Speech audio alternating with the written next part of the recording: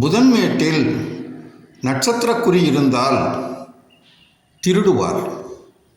முக்கோணம் இருந்தால் அரசாங்க அதிகாரி.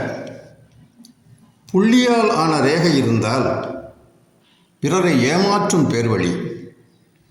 தீவுக்குறி இருந்தால் தீய குணத்தோடு தீய செயல்களில் ஈடுபடுபவர். புதன்மேட்டில் ஒரு செங்குத்தான ரேகை இருந்தால் பெரும் அதிர்ஷ்டம் உண்டு.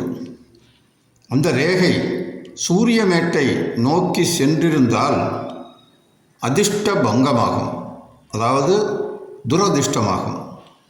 புதன்மேட்டில் பல ரேகைகள் இருந்தால் யோசனை பலப்படும், உறுதியான குணம் புக்தி உடையவராக இருப்பார்.